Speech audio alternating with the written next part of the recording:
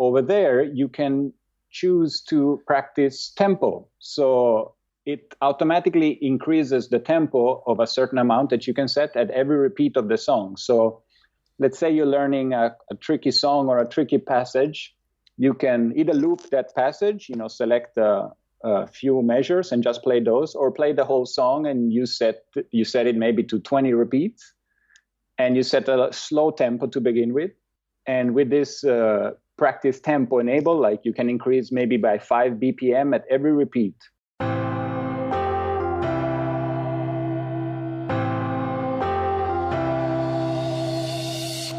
Welcome to the Creative Piano Teaching Podcast, the place where teachers from around the world meet to share innovative ideas about music education. Listen and learn as we help you motivate your students, grow your income, expand your studio, and become a more creative piano teacher. G'day everyone, it's great to be back with you again for another chat with an inspirational teacher, music educator, and in this case, an app developer from somewhere around the world. This is episode 97 of the Creative Piano Teaching Podcast. And if you're one of my Inner Circle members, a special welcome to you. My name is Tim Topham, and I'm the host of the Creative Piano Teaching Podcast, which is the place where you can get weekly inspiration, ideas, and teaching strategies to help you be the best piano teacher that you can be. Today's show notes and full transcript, as usual, are available at timtopham.com/episode 97. Today's podcast is all about an app that I can't get enough of, use daily in my studio, and tell as many people about as I possibly can. It's of course called iReal Pro. It's a very cool backing track app that's available on all platforms. And we're going to talk a lot more about how it works and how it came to be, because my guest today is someone that knows it better than anyone else. My guest is a bass player, a composer with parallel interests in music and technology, and as I said, developer of one of my favorite music teaching apps. He developed his own musical voice while negotiating the cultural seesaw of a Swedish-Italian childhood. His early influences range from symphonic rock to Pat Metheny and Dave Holland, all who've contributed to his strikingly original blend of extended compositions, unusual time signatures, and a lyrical melodic style. My guest studied at Boston's Berklee College of Music and Thelonious Monk Institute of Jazz at the University of Southern California after being handpicked by no less than Herbie Hancock and Wayne Shorter, names that will be well known to many piano teachers. He performs today with Lionel Lueca Trio, well known for a unique texture of sound, neatly blending African and European sources into a winning hybrid. Lionel Lueca, of course, is Herbie Hancock and Chick Corea's guitarist. So welcome to the show today, Massimo. How are you going? Hi, thank you very much. I'm doing great. It's good to be here. Now, I'm having a bit of a fan moment because literally your app is one of the most used and most talked about in my community and on my blog. It's a fantastic resource for teachers. So to have you here and find out a little bit about the background is very, very special. So I do appreciate your time today. Oh, thank you. No, I'm glad to be here. So tell us a little bit about your background as a musician. I understand that you're a bass player, actually. Yes. Been playing upright bass for about 25 years now, and mostly jazz and a bunch of world music. I'm always fascinated by the different sounds of the planet. So yeah, I've been doing that for a while now. And are you still touring around the world? A bit less now that I'm working on my software, but yeah, I toured a lot. And since the app became more successful, I've been able to cut down on such tours that I didn't enjoy much the music. And so now I'm mostly playing with Lionel and a few other bands that I really enjoy. And it sounds like, I haven't heard Lionel's music. It sounds like it's got very, very cool rhythmic structures and sort of African textures. That's right? Yeah, that's right. We like to play with rhythms and odd time signatures, and Lionel Lueca he was a percussionist to begin with, so his sense of rhythm is really deep. He even plays the guitar, sometimes hitting it and making percussive sounds. So yeah, the music is very rhythm based. Fantastic. You'll have to tell us at the end where we can go to have a listen to some of your work.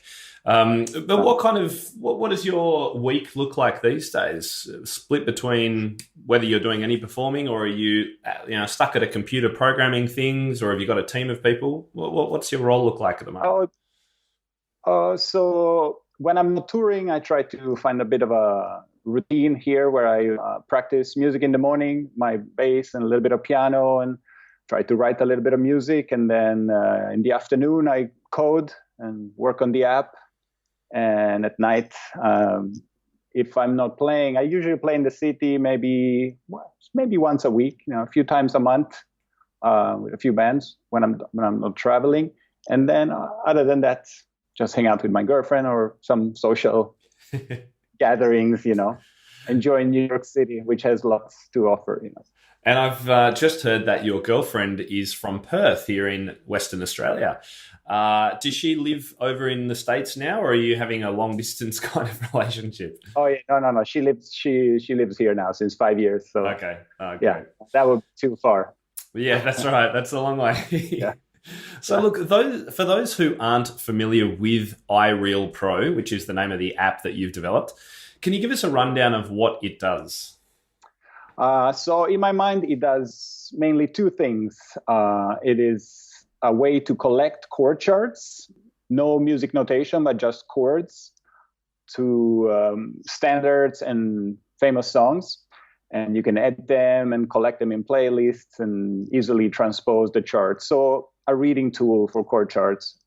And the other main function is the backing track. So based on all of these chord charts, which you can edit and write your own chords, the app can generate backing tracks in, I don't know how many styles we have now, 30, 40 different styles, ranging from jazz to Latin, pop, funk, all kinds of different styles. So it's a practice tool in that way. So you can at home have a virtual band and you can play the same song over and over rather than, bothering your bandmates. Can we play that one more time? You just practice at home. And when you show up at the rehearsal, you have played the songs many, many times. So you can be more confident. And I've loved using it for those two reasons. One, I'm a big fan of pop recitals. So I've recently written a series of posts about how to take your students learning pop style music out of your traditional classical recital and give them their own one is great fun, and put them with a band, put them with a bass player, a drummer, and a guitarist. If people are interested in how I've done that, I've written a couple of posts recently about it. You can easily find it, search for Pop Showcase on the blog. And one of the great ways of preparing students for this, playing with a band experience, is to get them playing along to something. They need to get used to staying in time, right? And counting in and all that kind of stuff. So that's been one great use that I use your app for. The other one is for students who are learning pop music, because it just generally in lessons, whether they're going to perform it or not, because we all know that one of the things that makes pop is often very repetitive chord progression. So having the band that you can play along with, or that can do some of the work for you so you can then sing over the top or play the melody instead of having to play all the music, can be really great. So that aligns really, really closely with what I use it for. So you've hit the nail on the head with this app. You got to tell us, what's with the weird name? And it's had a few different names, right? Yeah. So real books are in jazz. We have this huge body of evergreen songs, the jazz standards, as they call them. And the famous book that was written in the 70s at Berklee College of Music is called The Real Book, which was a collection of maybe 350 or so jazz standards. So that was the real book. And that was at Berklee, was it? I didn't know that. I was at Berklee College of Music, yeah. There you go. I think Steve Swallow and a couple of other people wrote it together. That's why you see so many Steve Swallow songs in and that was the first time they'd actually gone and written these out. And it was kind of handwritten. It was very rough, wasn't it? It was handwritten, was transcribed. There were many mistakes, and there were songs that were maybe popular during those years that never really became actual standards later. So it's a bit mix and match, or some of the standards, that's how they were playing them in Boston or in school, it's kind of regional. Some places, you go to Chicago or LA, they might play the standards in a different way. So it was kind of a snapshot of what was happening in the 70s in Berklee College of Music. But it became kind of the Bible, and it traveled the world. I had it when I was studying at 16. I found a photocopied version of it back in Italy. So those standards became what everybody played around the planet. And then volume 2, volume 3 came. And so when I first made the app, it was basically just the chord changes. There was no backing track to begin with. So it was a chord reading. It was like the real book on an iPad. Exactly. But just there was no iPad in 2008 when I started in 2009. It's just the iPhone, the very small one. So going back to why I did the app here, here's the reason. I saw the iPhone, so I was like, this is a great opportunity to bring chord charts with me. So at first I tried to make PDFs of all of these songs and put them on the iPhone in the photo app, but it was too small to read. There's no ways. And as a bass player, I just needed the chords really. So that's when I came up with the idea of making this app. But going back to the name, so I called it iReal Book initially as a clear reference to the real book, and this is the digital version, like iPhone, iReal Book. That was the initial thing. What happened then is that I had checked with lawyers about the legality of this, of including all of these chord charts, and they had said, yeah, you're just using chord changes. There's a million songs written with 1, 4, 5. You cannot copyright just a chord progression.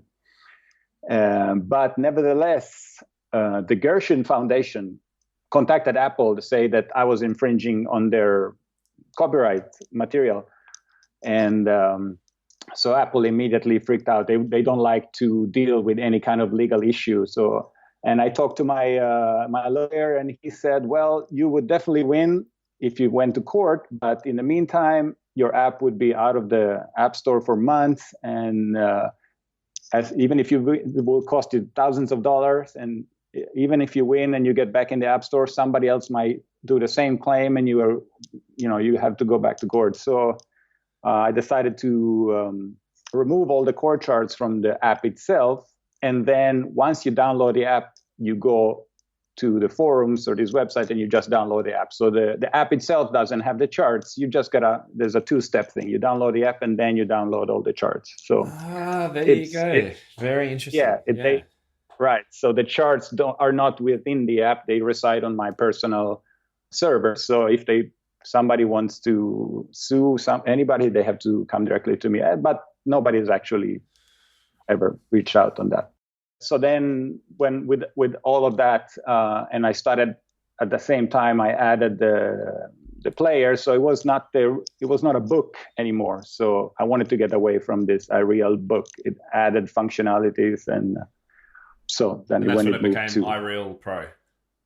Yeah. Which is where it is today. I love hearing these background stories. They're absolutely fascinating. And I can only imagine how your heart would have sank to have received the email or whatever it was from Apple.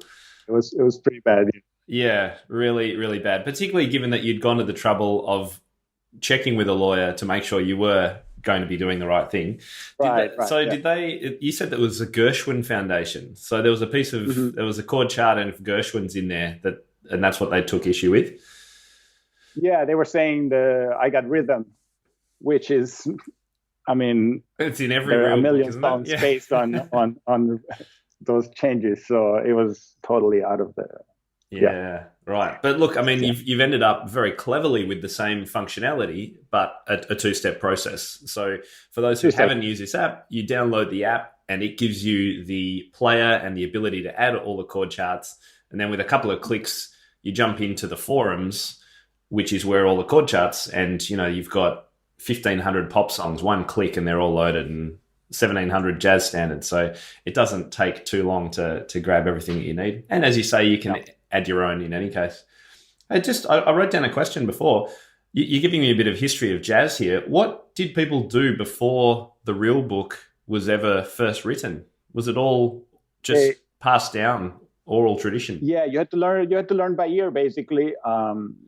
Put that LP on your turntable and move the needle back and listen, try to figure out, or if you were lucky, you play in a band and you would learn on the bandstand. The band leader would yell out the chord changes and you try to remember it, or the piano player is showing you.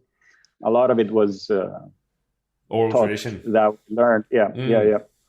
Which is it's interesting that you bring out that question, because I've had some pushback from some people saying that the fact that now that we have this iReal Pro app, kids are not memorizing songs anymore because it's just easy to read them from your iPad.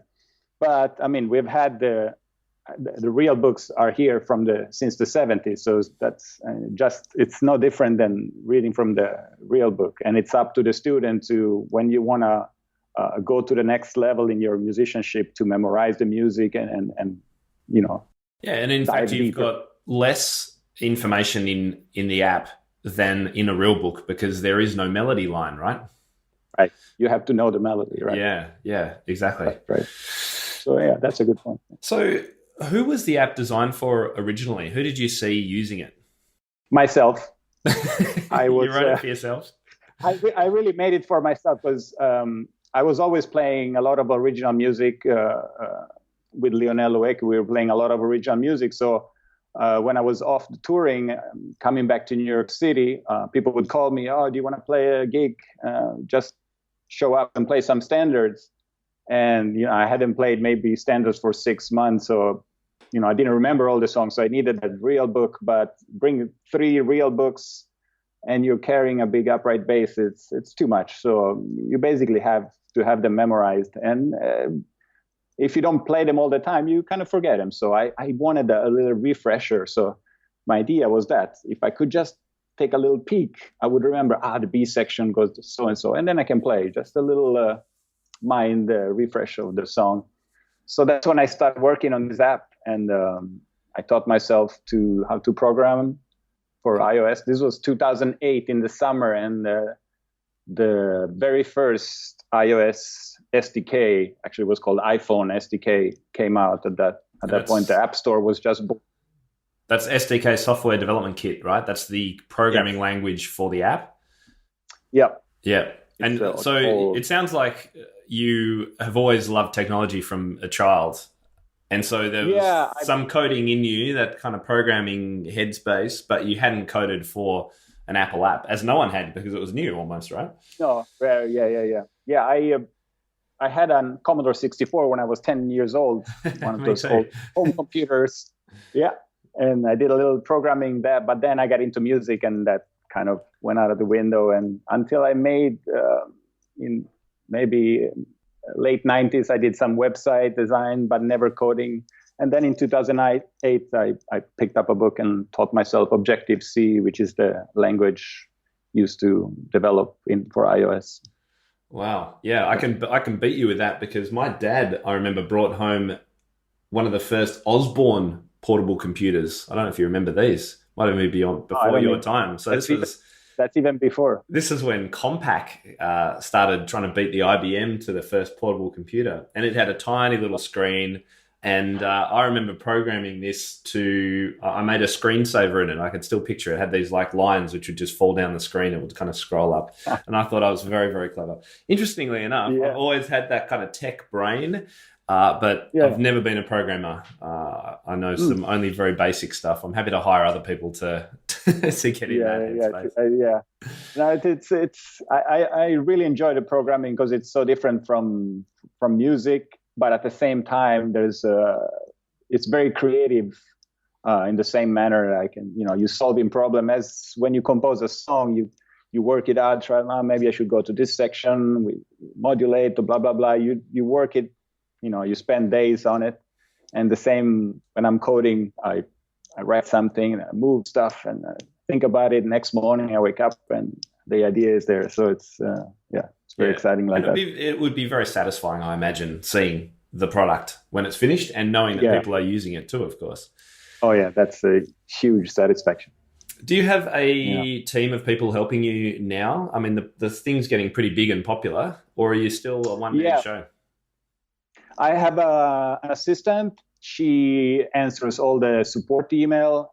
She helps me with translation, screenshot for all the marketing, all in the App Store, all the descriptions and all of that stuff. Yeah, accounting, all of that. The admin stuff. All of the business side. Yeah, admin, all of the admin, exactly. So, and so I can focus on coding. Yeah. And so are you coding at the moment? Are you working on the next version? Yes, I've been working now for 1 year on a huge update. So so can you give? It's been over a year since the last. Can you give our audience a little sneak peek? Sure. Yeah, what it's already public beta, so some people know about it. It's for iOS and Mac. I've added sync, iCloud syncing of all of the playlist and charts. So that's awesome. I've been looking forward to that one. So you might be on your iPad or on the Mac, and you edit a chart. So on the Mac, it's easier and faster, so you can quickly do your chart, and then it syncs over. You have it on your iPad when you show up at the gig, and it just stays in sync, all of that. Oh, brilliant. Yeah, but sync is a hard problem, as you might have, I don't know if you use iPhone with iCloud or stuff like that, but we've had all our stuff disappear or weird things, and then it was a hard problem to solve. Yeah, it was harder than actually making the rest of the app. Oh, wow. Yeah, I would have thought that seeing as every app these days seems to sync, that it would be a standard, here's how you get apps to sync, and you could almost copy that code from somewhere else, but perhaps it's very specific. That's what I thought when I started looking into it, but then there are so many problems. If you just think of let's say I edit my chart, but my iPad is not connected to the internet, and I start editing the chart there as well. What happened when two different charts that both have been edited? Which one is the latest version? Which one wins? And now, what if we're talking about whole playlists with hundreds of songs in them? Which one gets? So it can get very complicated pretty quickly. There you go. Dropbox and people like that make it look incredibly easy because they've got millions of venture capital, right? Yeah, exactly. Yeah. They have huge teams of programmers. Now, one of my members actually alerted me to the fact that you had a Mac version. I didn't even realize that. Has that been around for a while? Yeah, probably a couple of years after maybe 2011 or 2012. Right. Okay. So this isn't for PC. This is just for users with a Mac, like a MacBook Pro or a Mac laptop kind of thing, or Mac desktop.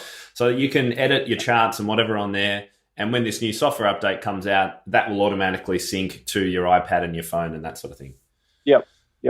Fantastic. Yeah, I would imagine that. I mean, one thing I struggle to remember how to do quite often is to edit on iPad, the chord charts. And it is time consuming. And so to know that you could do that on the Mac, that's the great thing. Right. Yeah.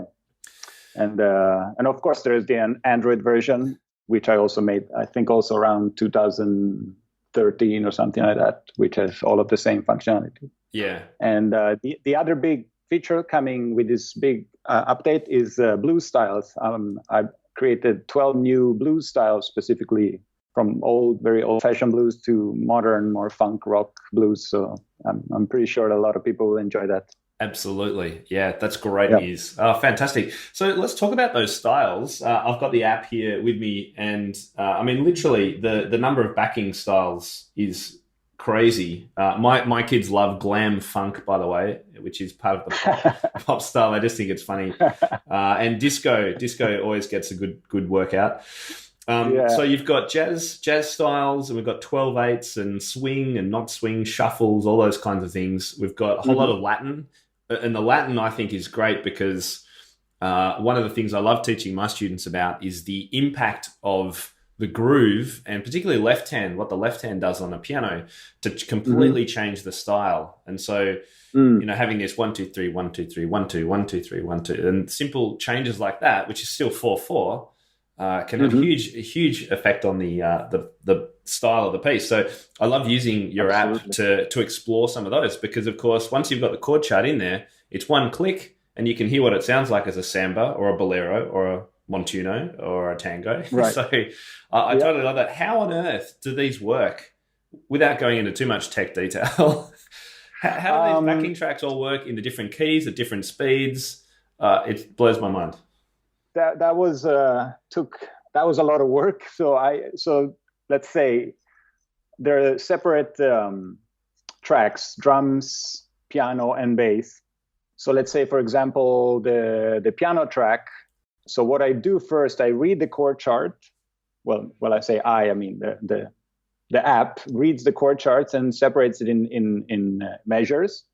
And then within the measure, you might have one or more chords. So a chord can have a length of 4 beats or 3 beats or 2 beats or 1 beat, right? So with different lengths of chords. So I created rhythmical pattern for the piano of this different length, 1, 2, 3, and 4 beats. Then you have the voicing. So given the chord symbol, I have a huge database of different voicings. So I match a rhythm with a voicing, and the rhythm can be just simple hits like that, or arpeggios, or like in the case of the Latin, you have the specific Montuno patterns. Yeah, you combine those two things, and then you just attach them one to the other, so you have the whole piano part like that. It's phenomenal. So it's all MIDI.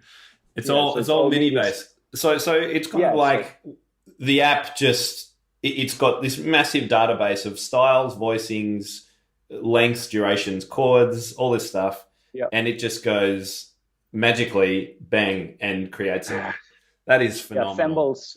Assembles each time a different track. So if you listen to the jazz style, the way jazz music is played is very organic, right? It never sounds the same. The drummer plays very in pattern. The piano player is comping. It's always changing. So I try to add that sense of human organic playing in my style. So if you press play, the second time it's going to sound different, and each repeat is going to sound a little different. And so those are also little details that I wanted to, because we're very sensitive to repetition, and once you start hearing the same thing over and over, it can become annoying if you're expecting it not to be the same, right? If for a jazz tune, you don't want it to sound exactly the same, otherwise it sounds like an arrangement. So right. Yeah, with enough variation, you cannot perceive a pattern, so it sounds improvised. Okay. I had no idea that every time. So if you play a chord chart and then stop it at any point and then restart it without changing anything, it will sound slightly different. Slightly different. More in the jazz styles. The pop styles, the patterns are more rigid, right? You don't want too much variation, because otherwise it loses that particular feel, right? Yeah. So more in the jazz styles and those bossa novas and the swing. Wow, that's phenomenal. I had no idea. I'm actually gonna go and listen to this now and actually see if I can pick it out. Okay. It sounds like the app actually works a little bit like CSS or sites on the web that use databases. So my website, for people that have been on it, every page starts with a blank, and the software just kind of pulls all the information from all the different bits and goes, here you go. This is how the website looks. So it sounds like it's kind of the similar. I can't imagine how long it took you to add all that database information. Unbelievable. Yeah, it took a long time. And did you actually record instruments in? So is that a drummer on an app, some other software, or is it live? How did that work? No, that's I go into Logic and I drop in. I have a specific sound font that I've created that is compact, because when I made the app, it was on iPhone 1. Yeah. So we had basically no memory available. So I had to make everything very compact and very small. So I made a custom sound font with piano sound and then some drum sounds and bass, a certain number of sounds. And I dropped that sound bank into Logic, and then I manually assemble a drum groove, like cymbal hits and bass drums and snare hits. And then I cut it out in 4-bar phrases, 3-bar phrases, the same thing, and all of that. So, and then they get assembled. I'm kind of speechless about how, this thing that I just take for granted and is such a handy tool in my studio, how much work you've put into it. It's phenomenal. Right, yeah. Have you been surprised at how popular it's been? Yeah, every morning when I wake up, I'm surprised that it's still.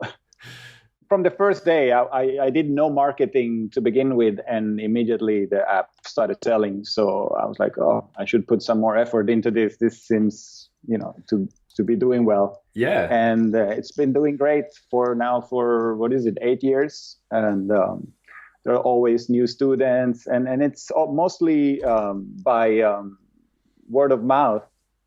People play in bands and they show it to each other. Teachers, like in your case, always recommend it to their students. So I haven't done much promotion or marketing, because it's a very niche product, right? You have to be so it's not that I can make a TV ad or something like that. It has to be. So word of mouth I've been lucky with that. Well, that's the best way. It's free and it's right. Meaningful. So that's great. It's meaningful, right. And somebody tells you listen. Yeah. So I've mentioned a couple of ways that I use this in my studio. Have you found out about other ways that teachers are using your app? From what we hear from teachers, they often make playlists for their students of a few maybe songs or practice charts with some basic chord progressions, and they have this playlist and they can email it to their students. So that's very convenient. You can send songs via email or like that. And another thing that I've heard a lot of people do is use it for when they teach via Skype, because they want to hear how the student is progressing while playing with a band. So they can just tell the students, turn on this track and this key at this tempo and play along or improvise or sing this song. And then they can give feedback, because in a traditional setting, you would be accompanying maybe your student and then give feedback. But now we can teach via Skype. So this makes it much more easier. Mm. And the exporting function, I think, is very useful. For example, I love doing 12-bar blues stuff with my students. And rather than expect them all to get your app straight up, particularly if they're just a new student, I'll export the audio. So this is the other cool thing you can do. So I've got the 12-bar blues in there. With a couple of clicks, you could share the chord chart, as you said, with another user of iReal Pro. You could export the audio. You can add it to playlists. You can do all those kinds of things. But I think just being able to export that to a WAV file and then share that over email, bang, you've got a backing track. And you don't have to record that and share it again. Put it on Dropbox. Right. Send other people the link to it, sort of thing. Yeah. So and with this new release, exporting audio is going to be super fast as well, because as of now you have to do it's in real time, right? But now I've improved the audio engine, so it's going to be 10x or something like that. So really? When you export it does go quite slowly across the screen, doesn't it? Yeah. Brilliant. What else? Okay, come on, have you got any other little secrets that are coming out? They're coming out. You will be able to change the tempo during playback. I think that would be nice. That will be very useful. Yes. Right, because you're like, this is too slow, but you don't want to start over. So you can find the new tempo. What else? There's a long list of small fixes. Are you changing the user interface? Not much, just small details, clean up. Yeah, last time I did it, a lot of people kind of freaked out. So I realized that people don't like change. So from now on, when I do want to change the user interface, I'm going to do it stepwise, like a few things here and there, so people don't get scared. The last time I did the huge user interface change, it was very radical. So people didn't find the play button. Yes, the incremental is better than absolutely. And look, it works, right? Especially since so many people use it in their professional environment now. I don't want to disrupt their workflows and all of that. So I have to think about that now that I can't do exactly what I want, because so many people use it in a professional environment that I have to be respectful of that. Yeah, and if someone's rocking up at a gig and opens it up, it's been updated and they can't find the play button, there's the problem, right? Right. That's the problem. Yeah, exactly. Exactly. And so I'm keen to grab a couple of tricks from you that teachers might not know that your app could do, or an easy way to do something on your app. Have you got any things that I've used it for a while, but I'm sure there's plenty in there that I don't know about? Give us So some specifically tricks. for teaching, there's a couple of features. They are in the player controls there's a little graduation hat, Yeah. and over there you can choose to practice tempo. So it automatically increases the tempo of a certain amount that you can set at every repeat of the song. So let's say you're learning a tricky song or a tricky passage. You can either loop that passage, select a few measures and just play those, or play the whole song and you set it maybe to 20 repeats, and you set a slow tempo to begin with. And with this practice tempo enable, like you can increase maybe by 5 BPM at every repeat. So that's so this, you slowly. this little. That's that one. So the symbol is in the bottom left, and it looks like a graduation cap. I've never even clicked on it. There you go. So you can practice increasing the tempo in that way. So slowly goes faster at every repeat, maybe 5 or 10 BPM faster. And in the same screen, you will also see transposition. So with this one, when you're trying to learn something, some very common chord progression, like a 2-5-1 or 1-4-5, something like that, you can set it to transpose up by a half step, down a half step, or up a fifth at every repeat. So you get to go through all 12 keys. Wow. So that's very useful. That's very cool. Very cool. Nice. Yeah. Nice. That's a really nice trick. I'm looking at it right now as you talk about it. I'm playing with it. It's something I had no idea existed. There you go. Yeah. And look, I was introduced to using iReal Pro for drills, chord drills and things like that with students by my good friend Bradley Sowash, who I know will be listening to this because he's a huge fan as well. And I'm just thinking, we get students to do drills around the piano in different chord positions, that sort of thing. So to be able to then speed it up incrementally, that's a pretty cool trick. Nice work. Yeah, it's very useful. There you go. And you know about looping different sections? I knew it could do it, but I haven't tried it. So show me. I know how to select a section. Yeah, so if you just tap and hold one of the measures, it's going to get selected. And then you have the little dots and you can drag a specific section. And it looks like a yellow highlighter has gone across the bars effectively, right? Exactly. Yeah. There's a little like a button that says loop, and you press that and it's going to keep playing those few measures that you've selected over and over. So often a song has a particular section that it's more problematic. So, with this system, you can focus on that rather than playing the whole song over and over when really you need to practice just one section. Wow, nice. I'm going to have to add these little trick explanations to the videos that I've got in my members area. So I've got a number of videos on iReal Pro, pretty much screencasts over the shoulder looking at me using the app. So I'll have to add those to our little database. I've seen a couple of they're very well made, yeah. Yeah. Oh, that's great to know. Any other ones? I'm getting really excited now. There is now a built-in recording function. Right. So if you go to the top right button, the share button, you can now record. So if you plug in headphones like these, the Apple headphones with a little microphone, you can listen to the track and record yourself singing, or maybe playing the saxophone or playing the piano. So then you can send it to your teacher. This is what I did. What do you think? There's use for that. Yeah, you can set the level of the microphone, and so you record yourself playing along the track. So the track will come through your headphones, and the app will record your playing, which will be silent. Yeah, it will just be you. Mix it together.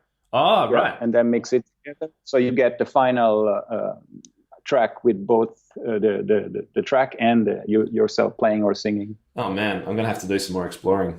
Wow, very cool. Very cool. All right, this is great. Well, look, that has been such an awesome overview. I've loved hearing the story of how this came about. Thank you so much on behalf of all the teachers and musicians around the world using this app for all the time you've put into it. It's worth every dollar that it costs.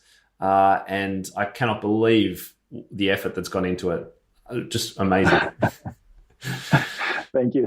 Yeah, it's been a journey. Yes, I bet it has, definitely. And I'm really glad that you're pursuing with it. You're continuing to update it, because I've heard from app developers that every time Apple updates things tend to break, and you've got to redevelop things. So thanks for hanging in there. Thank you also on behalf of all the tablet and Android owners who often whinge and moan at me for only talking about iPad things.